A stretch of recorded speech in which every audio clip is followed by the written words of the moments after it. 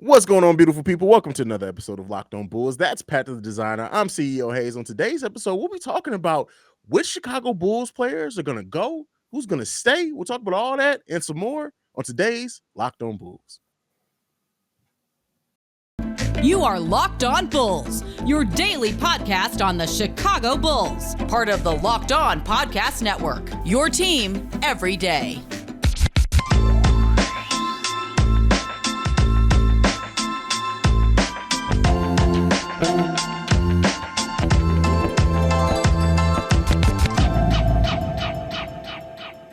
Thank you for making Locked On Bulls your first listen every day. Locked On Bulls, member of the Locked On Podcast Network, where it's your team every day. All right, people. First up, Pat, it's offseason. Ain't no news. There's no news at all. None. Literally, it's dead. There's no news is good news, though. I mean, and this is right. It's true. It's true. But this gives this they're letting us create the content ourselves, and when you do that, it can get to some dark places. But luckily, we're not too dark today. We got some things to talk about. Hey, we won 40 plus games this year. Like, can't get too dark. You know what I mean? This is true. This is true. Hey, listen, shout out to Matt Peck and Big Dave. The fact that they had to hold it down during the truly dark ages of the Chicago Bulls rebuild. I can't imagine doing off-season content when that was going on. Because listen, that would have been dark. But on today's episode, the first topic that we're jumping into today, and this is a fun one. What Bulls player from the past do you think would instantly turn this team into a championship team? Pat, who you got? This is one that a lot of people probably wouldn't think of, but I feel like he would give you some really good shooting, excellent ball handling. Didn't have a long time with the Chicago Bulls, but I'm going to have to go with the young rookie of the year, Jay Williams. Oh, nobody would think about that. Oh, and by the way, caveat, we're leaving off Jordan and Pippen on purpose here. No Pippen, no Rodman. Yeah. Hey, we do want to know from y'all as well. Let us know in the comments below if you're watching. Leave a 5-star review and let us know. We'll read one of those in the mailbag one day as well. Definitely. Okay. But no, I feel like Jay Williams would give you a lot. Especially, coming in, I would think, right, Lonzo coming off of the bench. You're starting Jay Williams over Lonzo? No, I said it backwards. I was going to say, I would think, Lonzo being the starting guard because he had the time there. Jay Williams shot about 32% from three, but a very deadly guy attacking the basket, a very deadly guy getting to the cup. Only averaged about 10 points with the Bulls in season, but again, wasn't able to really showcase what he could really do. You kind of remember those college days where he was dominating the court left and right, and it really would have changed the trajectory of the Chicago Bulls. And so for me, I think Jay Williams would have been a really nice asset to this team, kind of like Ayo Dosunmu, but even being able to play off of Ayo a little bit. You know what I'm saying? I'm surprised you went guard. I'm not gonna lie. I'm even more surprised you went Jason Williams of all the guards. But I really can't. I can't be mad at that. When you look at some of the things that the Bulls do need off the bench, specifically, Jay brings a lot of that. And I think if you replace, for example, Kobe with Jay Williams, we might be through the Bucks series. That's a nice. I see where you went with that. I see on the other side, right? Because you couldn't, like I said, you couldn't see much from his NBA career. You were kind of hoping what Jay was going to be. His college career, though, 19 points a game, 6 assists a game, 45% from the field, 39% from three. That's the player you were hoping you were getting in Jay Williams. Now, granted, of course, this is all, no accident ever takes place. He's on the bench. He's fine. He's able to play, stuff like that. But I feel like people forget, like, that was the pick that was going to change the trajectory of the entire Chicago Bulls franchise. And a lot of people around the NBA felt like that was going to be that level of player. So I feel like Jay Williams would have been, and I feel like all the other ones was too easy, right? Like the point of the game is like, pick one for me that's a difficult player. Like Derrick Rose and MVP Rose. Of course he would make you a championship level team. Like, you know what I'm saying? So I tried to go a little bit deeper with it. What you got, my boy? So you going guard kind of made me think, what would Ben Gordon look like on this team? But that's not my pick. That's not what I'm going with. But just interested in thinking, while we're talking about guards off the bench, what would a prime Ben Gordon look like coming off the bench for this Chicago Bulls team? Imagine keeping that pressure on the whole time. Like you got to think, Zach comes off, you got Ben Gordon coming in. Yeah, that's that's major. But that's not my pick. My pick, Joakim Noah. I just look at like what a prime Joakim Noah brings, that defensive intensity. We talk about how we need toughness on this team. We talk about how we need a vocal leader on this team. A lot of the intangibles as well as the tangibles. Yeah. Joakim Noah brings all that. When you look at like how Joakim started turning that mid-range shot into a weapon for himself, as well as the putbacks, as well as everything else, and the defense. Joakim Noah could play next to Vooch. He could play next to Patrick Williams because Patrick Williams would still be playing 4 theoretically there. Yeah. I really do think that adding a prime Joakim Noah to this team not only fixes a lot of what we were already missing on this team because of what I already listed, but it would bring so much of that edge we need for this team. And I also think you put Joakim Noah on that team, some of those blow buys that Zach LaVine allows for sometimes, that's not happening with Joe on the court. Because Joe's going to tell Zach, hey. From a leadership standpoint, it's completely different. Though the one caveat I'll give you with it too is think about having 2 great passing big men like Joakim and Vooch on the court at the same time. Because essentially, right, like it's kind of like, say the season goes down the same way, you still have the same injury issues. What gets you to that next level? If Lonzo's out, like remember Derek went out and Joakim was like, all right, point center. I don't know what this position is, but I'm going to go out there and I'm going to get you as many assists as I can. He got up to 6 assists a game, 5.4 assists a game in that 2013 season, I believe that was. So like 2 passing big men like that, able to dish it around, that'd be interesting. Definitely would. And then like I think about it too, having somebody like Joakim Noah down the middle for what he was able to do rebounding wise. I think sometimes we also forget how close Joakim Noah was to breaking rebound records set by Dennis Rodman on frequently. But having something like that, and with his passing, what does that do for the development of Patrick Williams? See, that's the tough part for me, right? Like, how do you play everybody? That's kind of why I went Jay Williams too, because I mean, Jay Williams is coming off the bench on this team. He just is, because we only saw him in his rookie year. But Joakim Noah off the bench for you? No P. Will in the starting lineup? Because I would think you would go Twin Towers with that, especially when Milwaukee made the swap in of Bobby Portis when they lost Chris Middleton. So you got 3 bigs in that situation. Or, I mean, you can't sit DeMar, you can't sit Zach. I mean, you got to look at too. I think you do start.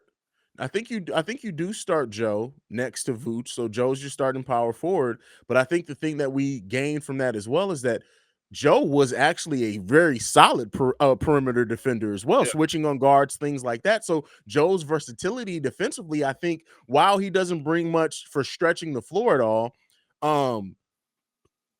what he brings to be able to switch on guards, things like that, I think that's huge for this team. And then also Vooch is out there taking threes that we don't necessarily want Vooch taking.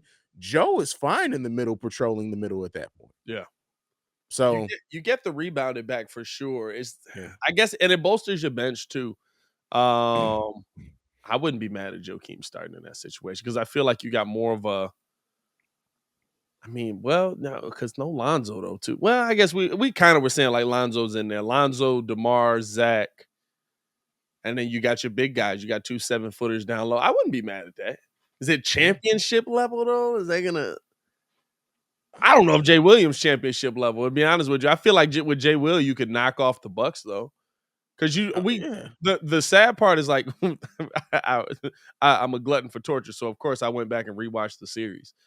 And you rewatched the whole series? I rewatched it, all of it. Man, listen. And this is the thing: it's legitimately just miss shot after miss shot after miss shot, but they're so aggressive on the offensive end that you're so tired coming back down on the other side that you're not able to make a shot, which is why I was telling Muzz, I was like, all right. I said on Locked On NBA the other day, today.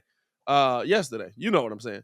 That we be recording. Y'all know what it is. That don't just all of a sudden start saying, "Oh, Boston's got this figured out." We won game 2 by getting really hot from the 3-point line as well. But it is exhausting. You look at us in that game, go rewatch it. The Bulls look exhausted trying to go down on the offensive end after literally the defensive end just being a grind. So it would be interesting to see either way. Yeah. I just really love like Joe. the idea of Joe. Yeah, Joe's my other than the Derrick Rose, Pippen, Jordan is my favorite Bull of all time. But next up we're Cristiano gonna be Felicio, where you at? whoa, God. Next up, we're gonna be talking about what former Bulls players should have or may get into coaching at some point. But first, gotta talk to you guys about Built Bar. So summer is coming, and with summer, you're going to need some food on the go. Built Bars are the perfect snack to take with you on family vacations. Throw them in your bag, in your kids' backpacks. Make sure everyone has a bar so you're fueled for your summer adventures. The best part about Built Bars, they're healthy and delicious. No more sacrificing delicious foods for health. With Built Bar, you can have both, and it's easy. All you have to do is go to Built.com and order now. All Built Bars and Puffs are covered with 100% real chocolate. That means that with Built Bar, you can eat healthy and actually enjoy it. By the way, have you? I need to hear from some of you guys. Have you tried the Puffs? The Puffs go crazy. Somebody told us in the comments last week, I think that they tried the Puffs, and they said what they say, the brownies. I think it was the brownie Puffs. Okay, that was fire. Good. Built Bar makes sure there's something for everyone. And so most Built Bars contain 130 calories, 4 grams of sugar, 4 net carbs, and 17 grams of protein. Compare that to candy bars, which usually have about 240 calories, 30 grams of sugar, and a dozen of net carbs. So go to BuiltBar.com right now. Get all your favorites like the banana cream pie, raspberry, double chocolate, and so many more that are all delicious. Go to BuiltBar.com, use the promo code LOCK15 and get 15% off your order. That's promo code LOCK15 to get 15% off your order at Built.com. All right, Pat. Next up, which former Chicago Bulls player either should be or are you surprised never got into coaching? There's 2. One that I think absolutely will. Didn't spend a ton of time with the Bulls, but for me, that's Rajon Rondo. I feel like he always understands what's happening on the court. He always understands how to get to that next level. He always understands where everybody is supposed to be. And he was excellent here with the young guys that we had here. So I feel like he would be a really good coach. The other one for me that I'm a little bit surprised that never got into coaching because I always thought that he would is Kirk Heinrich. That was going to be my pick. I kind of felt the same way about Kirk. Like I kind of felt like Kirk understands where, like the players that don't have the talent at a certain level, but are able to thrive because they just understand where everybody's supposed to be. The chess match that is a basketball game. Those are the guys that I'm always like, oh yeah, he's going to be a coach. You know what I'm saying? So I'm a little surprised that, and I feel like I had heard Kirk was doing like some high school, the grade school type stuff, but I definitely thought he would have found his way into the NBA circles by now. Yeah, I'm really surprised. Like I just thought Coach Kirk would end up on like somebody's staff, whether it be on Thibodeau's staff because he was here when Tibbs was here, whether it be Scott Skiles never really got back into coaching, but like he came from, when you look at like the coaches that Kirk Heinrich was under, really surprised he didn't end up on one of their staffs at some point because Kirk has everything you really kind of look at for a player that does eventually become a coach. I really do hope, and I think that at some point Kirk Heinrich should definitely get into coaching. Definitely. Yeah. And so yeah, go ahead. I was gonna say, I was trying to look at, but he is a coach. Is Adrian Griffin a coach? He is a coach somewhere. Adrian Griffin is a coach somewhere already, right? Yeah, He's an assistant coach. So. Okay. Yeah. He was another player that I always looked at, and I was like, I could see Adrian Griffin being a coach at some point. He was another player, but I feel like, is he on our staff? Where's Adrian Griffin at? Now I feel like I done disrespected him. Was he on? I think he was at some point. I feel like he was on our staff at some point. Was he with Boylan? It sounds about right. He might have been with Boylan. So right now, he's an assistant coach with the Raptors. Maybe he wasn't with Boylan then. All right, never mind. That makes sense. He played. Did he play? Maybe not. I don't know. All right, yeah, okay. So shout out Adrian Griffin. He was always somebody that I thought, somebody else I thought that would always get into coaching. And another one, and this is somebody who you've recently had on, Stacey King. Because when you listen to Stacey King talk, like he said before that he doesn't have the patience to get into coaching, so I understand it. But even when you see him talk about the game, or he breaks down what players should be doing, things like that, it's so fluid, and it seems like it comes so natural to him. I'm surprised Stacey King isn't in coaching right now. So it's kind of like you said though. Stacey didn't want to do it. I believe he said on the on his podcast, Give Me the Hot Sauce podcast, that he coached like whatever that early version of the G League was. And like they won, they had a ton of success. But it was like the eye-opening part that showed him, and maybe if we can get him on here, whenever we can get him on here, we can ask him about that too, because I remember him saying something like that, like he was saying like, we had success, and I instantly realized like, I don't want to do this. That is hilarious, man. That's funny. Okay, fair enough. Fair enough. Stacey's a good one. I'm gonna throw another one out there real quick, just for the nature of the conversation. Jamal Crawford is gonna. I'm telling you, Jamal Crawford's gonna get into coaching at some point. I feel like J. Crow will be in coaching. I feel like J. Crow, I don't know if he'll ever be a head coach. See, there's a difference, right? Like getting into coaching and being a head coach to me are two different situations. I feel like he'll definitely get into coaching. I don't know if J. Crow would ever be a head coach. Because, but maybe, listen, maybe I'm wrong. Like, I've just never viewed him as the guy that was like fully in control of the offense. J. Crow to me was the guy that like could destroy your defense. I'm gonna come out and be dominant. I'm gonna just come out and break you down. There's nothing about you standing in front of me that's gonna stop me from getting to the bucket. It wasn't a ton of like, I'm gonna get everybody else involved in this situation. At least to me, right? Like I feel like that's how I always looked at J. Crow. So I feel like that's the kind of player you would want as a coach, though, right? Like the guy that just understands every situation. Like he would be a great assistant, like you said, a great assistant. I can see him being a great assistant for sure. I was gonna mention Mike Dunleavy, but I did a quick search while you were talking, and apparently Mike Dunleavy Jr. is the assistant general manager of the Warriors right now. Did you know that?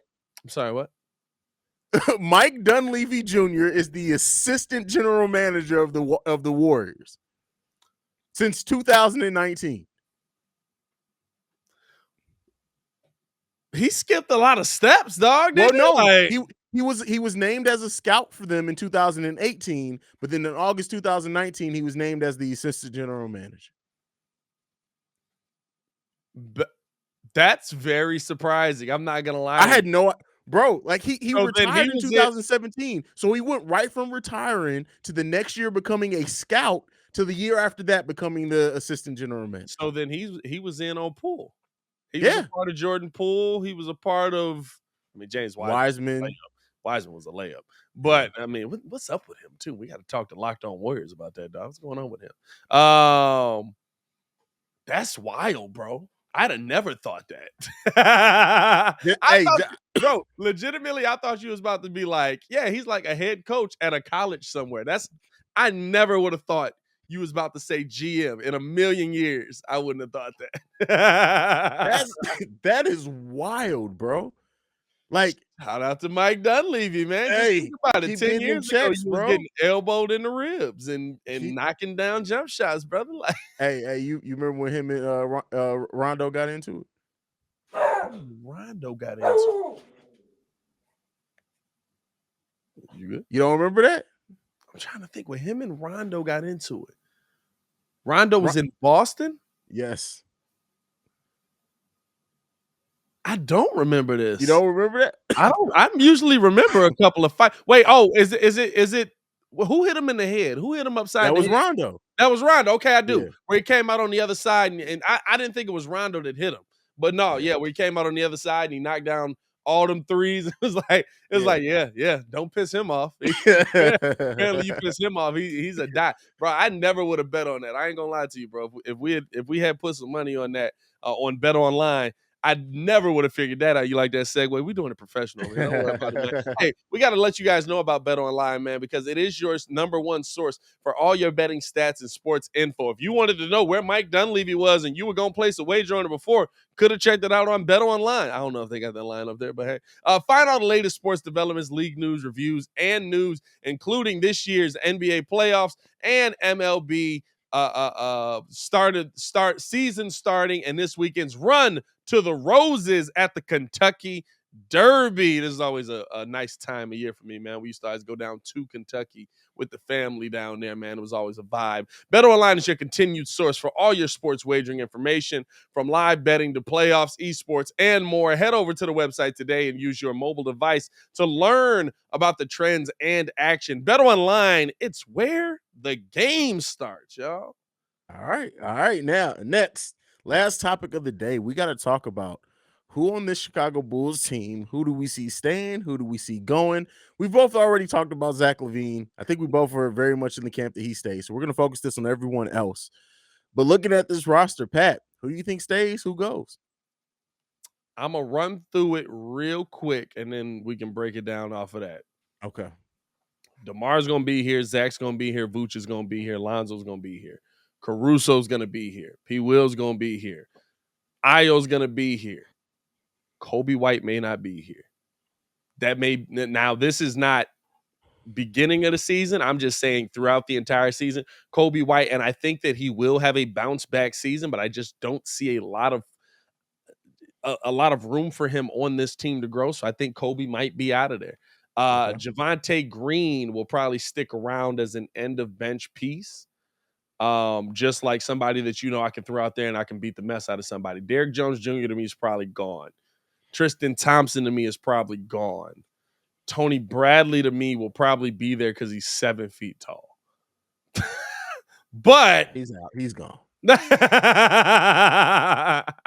And I'm gonna be honest with you, Troy Brown and Matt Thomas, they might be pieces that are both gone as well, but we need to make some money working. Y'all are still here. So see, the thing is I really see that there's a chance for everyone but our starting five, Caruso and Ayo, to be gone. I think there's a chance everybody, and Marco, because he's not going anywhere. But Marco ain't going nowhere. Yeah, I think there's a chance for Tristan Thompson's not coming back. You say Tony Bradley, I don't care if he's 7 feet tall. Tony Bradley's not coming back. He does have a player option, but it's only $1 million. I don't expect him to be back. Javonte Green. Get out. Here's the thing. Between Javonte Green and Derrick Jones Jr., I think one of them come back. And I think that there's a chance, and I know Bulls fans aren't going to like this. I'm not saying it's likely. I'm not saying that this is what I want to see. But if the Bulls do make a move, much like how we got Javonte's being a throw-in piece to kind of make the money work, there's absolutely a chance that they may see Javonte as that piece to throw in because they do have Derrick Jones Jr. It just really depends on what the piece that they're bringing back is. Yeah. So Kobe, I don't think Kobe finishes next season as Chicago Bull. Like you said, there's a chance, depending on how else they work out the rest of the bench, that they may say, hey, we've improved this bench so much. We still got some things for Kobe to see if he can finally develop. If not, maybe he gets his trade value up. February he's out of there, but I don't think Kobe White finishes the season. Matt Thomas is gone. I already said Tristan's gone. Yeah, I think I've went through. Troy Brown Jr. ain't coming back, bro. Now this is the thing with Derrick Jones, the point you brought up, but he is an unrepstricted free agent, so you have to re-sign him. That's why I think that if they trade Javonte is still under contract. So if they trade Javonte, they keep Derrick. That's my thing. If they trade Javonte, they keep Derrick by offering him a contract. And it really just depends on the money, because Derrick, what do you think? Derrick's probably going to get an offer of what, upwards between $8 and $9 million a year, probably on the open market. Probably. I would say that for Derrick Jones, because Derrick Jones' value comes, and you might even have value here where, I don't know if I give him $8, $9 million. I ain't gonna lie to you. Like, I know it's not a lot of money in the NBA no more, but like his best value is if Lonzo's on the floor.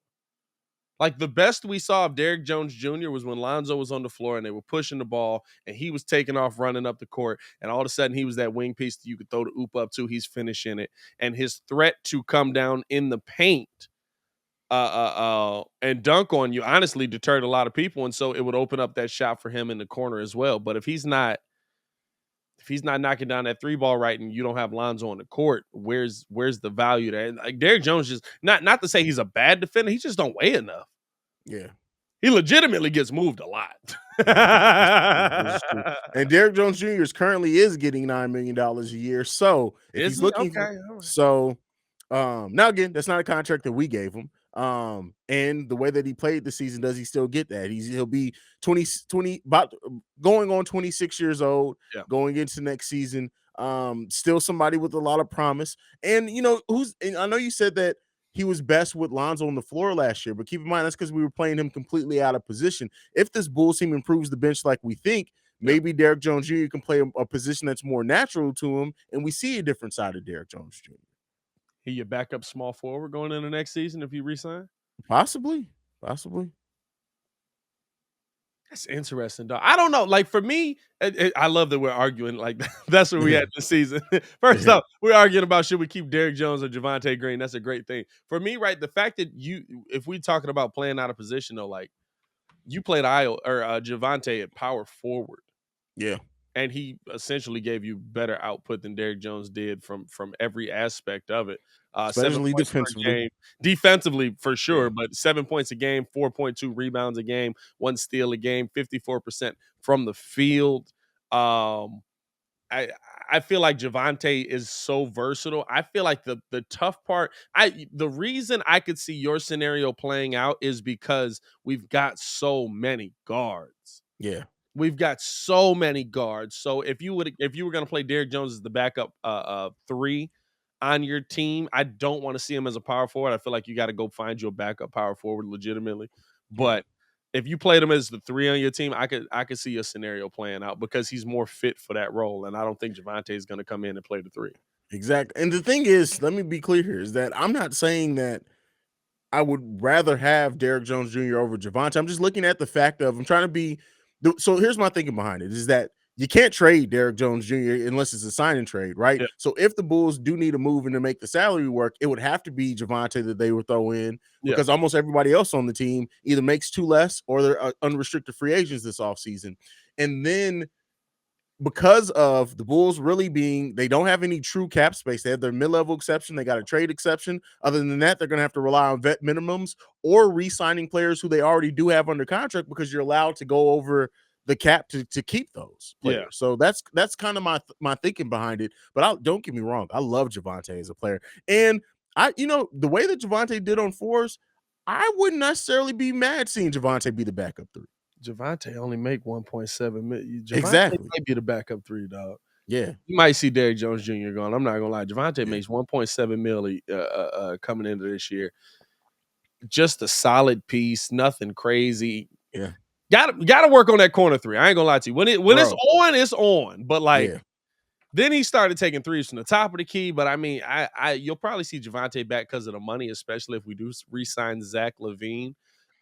Is there any player like outside of Kobe White? Is there any of the guys, probably not Lonzo, Vooch, Zach, or DeMar, but anybody else on this team that you would say is a bigger name that you feel like if the right deal came along would get moved? Oh yeah, if the right deal came along, I definitely think they'll be open to moving Vooch. Expiring contract. Still, listen, as much as Bulls fans are down on it, I guarantee you there are a handful, probably 10 to 12 teams in the NBA that would look at Vooch and say, hey, that 17 and 11, we need that. Yeah. So again, I don't expect Vooch to be moved, but I do think that there's a chance if the perfect deal opens up that it may be a possibility. Here's the bigger question. Do you think, again, because let's say they're truly trying to become a contender. Let's say they do everything in their power to truly become a contender. You think there's any chance, just because of the potential in the way that he plays, that they move Ayo Dosunmu this summer? I was going to ask the same thing. I think that's a real possibility, and here's the reason why. And Bulls fans might not like it, right? Especially homegrown kid. I mean, you got him in the second round. You got him at great value. Came in, gave you 8 points a game, a couple rebounds, 52% from the field. Got himself up to 37% from three. He really was a scorer in college, so I could see all of those numbers going up. Yeah. But that potential, right, is sometimes what can entice a legitimate player. And not to say Io alone would do it, but if in a Vooch package, somebody was going to offer you a player that is transcended at a position, a Rudy Gobert, I I don't even know any other Jokic already said he coming back, but one of those big men that you feel like the league is coveting right now, or even just a game changing guard at that position, whatever it would be, right? Like Io DeSumo to me absolutely is a piece that I think AK would throw in, because to me, yes, we did find this young guy. Yes, he can develop, but AK understands what it takes. Like AK realized how much time he had in Denver because Jokic became Jokic. When you have a player like that, guess what? I can put pieces around it and make him work because he's that good of a player. Do you have a player like that on this team? Now, if AK is 110% sold that Zach LaVine is going to come back and be healthy, and that he's going to be a part of your future, I could absolutely see him coming back and bringing Io back. But I mean, the question around Io is, if Io develops the way that we think he's going to develop, what are you going to do, bench Lonzo? Or unless Lonzo just plays, he's not healthy enough to play. That's going to be such a conundrum to watch, right? Because which ain't a bad situation, boy. no, it's not a bad situation to be in, especially when you look at like how we've been at the point guard position for so long. Here's my question. I'm using Cat. I know we both have our feelings on Cat. No. But Timberwolves offer Cat, but say, listen, you can do whatever you need to do to make the money work, but we need Io DeSumo in the trade. You pulling the trigger on that? They literally say you make the money work, but who we want Io DeSumo next to Ant. Cat makes so much. What's Cat making? That's not bad though. That's a good. Hey, that's not a bad. What? Let's see. We might go a little bit over on this episode. I ain't gonna lie. Don't worry about it. Well, it'll be fine. 5 year. It's not a bad deal either for Cat. But the problem is, like, are you okay with Cat coming here and legitimately, like, he has to be the fourth option. 5 years, 158. What is that? 30 million a year. That's still a lot of money. But honestly, you can make that work. Vooch, Kobe, Io get that done as far as matching salaries. Oh, it would get it done. Yeah. And he's essentially on his he signed the rookie max extension, right? So he's under contract to 2024. So we'd have 2 years of Cat under years contract. Old. He's gotta become something else. I just use that as a. It's not bad. This is the thing. It's not bad, right? Because like, if Cat's fine if P. Will becomes what he becomes. Cat's fine if Zach LaVine ascends. Because then like Cat's the fourth option on your team. Yeah. Okay. Same thing. Same trade. Ayton. Let's say the Suns look at it and say, now, listen, that I do. Let's say they say, hey, Chris Paul, we know he's balling, but we know that it's finite with Chris Paul. We want to bring Io in to learn under Chris Paul for as long as he's here, develop him into our next starting point guard, make the money work. You throwing in Io for that? Yeah, no. Deandre Ayton is 23 years old. Yeah. I love you, Io. You got to go. Yeah. Right now he's 16, or I'm sorry. Right now he's 17 and 10, a little up and down in the playoffs. But he's 17 and 10 this season, and he's 23. Yeah, I love Io, but ain't Io 23 right now? He's 22. 22. Okay, close enough. Yeah, he got to go. and I know there are going to be people in the comments like they might literally not even shaking play this mug. by this right now, but it's like you got it when if you want to get to a champion, like, and this is the thing that I love about me and you, because so many Bulls fans, when they talk about trades, they really think that we can just send out our garbage, not give up anything, and get these players back. And it's like, no, you have to give up something that's desirable if you truly want some of these deals. So. Yeah. You get good players by giving them. Here's the thing. I'd have traded Luol Deng and the entire bench for Kobe Bryant. But remember, part of that deal was too that Kobe didn't want to be on Chicago if Luol was leaving. He wanted to play with Luol. Yeah, that's true. He wanted to play with Luol. I'd have figured it out. Like hey, listen, Lakers, like whatever y'all, we'll keep just Luol. Take everybody else. Like, because at that point, right, it's like figure it out around it. I'm that guy. Like, so who do we got? We got Luol, Kobe, and the rest of them. We'll figure it out. We got Kobe. You know what I'm saying? So you had to keep Kirk there too, because Kirk and Kobe could have been a nice backcourt there. Kirk can go. See you later. I love you, Captain. Because this is the thing, right? These are our favorite guys, but they really didn't win us anything. This is true. I love them. I love Captain Kirk. I love Derrick Rose. I love Joe. And I think with Derrick Rose healthy, we do eventually get championship 7. But like all of our favorite guys did not succeed at the highest level. Yeah. Or even get to the highest level. So I don't know. I don't know. Cat's a tough one. I'm looking at this contract. Like, he make a lot of money to be like useless in the playoffs, dog. Yeah, he makes a lot of money. He make a lot of money to be useless in the playoffs, bro. This man make 33. You think Muggs hate Vooch? Oh man, Bulls fans would turn on Cat so quick. Like, I can see Bulls fans be, we got Cat, we got Cat. Oh my God, bro. 2 games into the first playoffs. Oh no, we gotta get him the hell up out of here. I'd give it an hour. Oh my God, I love Bulls Nation, man. But go ahead, go and give him the social media, man. We way over time. Nick's gonna send us a message like, fellas. Come on now. It was a good conversation, but shut up. Hey man, follow me on everything at Pat the Designer, and follow us on everything at Locked On Bulls. That's at PATTHEDESIGNER. Yesterday, go to public school. They taught me how to spell. We got the Locked On Bulls Twitter going up on a Tuesday over here as well. So make sure to stay in tune with us on that for any updates on the show and stuff like that. There you go. You guys can follow me at CEO Haize, the CEO Haize. Thank you so much for listening, supporting Locked On Bulls.